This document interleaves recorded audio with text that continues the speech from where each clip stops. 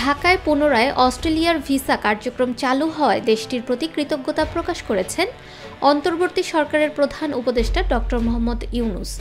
মঙ্গলবার রাজধানীর রাষ্ট্রীয় অতিথি ভবন যমুনায় অস্ট্রেলিয়ার নবনিযুক্ত হাইকমিশনার সুসান রাইলের সঙ্গে সৌজন্য সাক্ষাৎকালে তিনি এ কৃতজ্ঞতা জানান।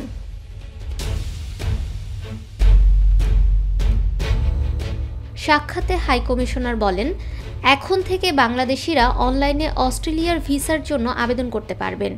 বৈঠকে অন্তর্বর্তীকালীন সরকারের চলমান সংস্কার প্রক্রিয়া, আসন্ন জাতীয় নির্বাচনের প্রস্তুতি, দ্বিপাক্ষিক বাণিজ্য সম্প্রসারণ এবং রোহিঙ্গা সংকট নিয়ে আলোচনা করেন।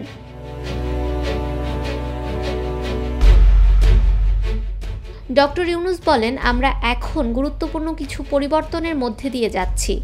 সংবিধান, বিচার বিভাগ ও প্রশাসনিক কাঠামোয় সংস্কারই আমাদের মূল লক্ষ্য। এর ভিত্তিতেই একটি শক্তিশালী বাংলাদেশ গড়ে উঠবে। তিনি জানান, সব রাজনৈতিক দলকে অন্তর্ভুক্ত করে একটি শান্তিপূর্ণ ও বিশ্বাসযোগ্য নির্বাচন নিশ্চিত করতে কাজ করছে অন্তর্বর্তী সরকার। আগামী মাসে জুলাই সনদ ঘোষণার পরিকল্পনার কথাও জানান তিনি।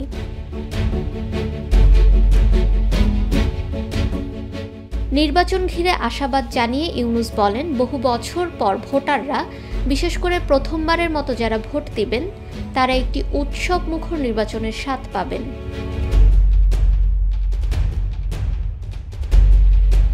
নির্বাচনের সহায়তা হিসেবে হাইকমিশনার রাইল জানান, অস্ট্রেলিয়া ইউএনডিপির মাধ্যমে বাংলাদেশ নির্বাচন কমিশনকে প্রাতিষ্ঠানিক, কারিগরি ও পরিচালনাগত সক্ষমতা বৃদ্ধির লক্ষ্যে 20 লাখ অস্ট্রেলিয়ান ডলার সহায়তা দেবে। ফাহমিদা বিনতে আনোয়ার, নিরপেক্ষ নিউজ ডেস্ক।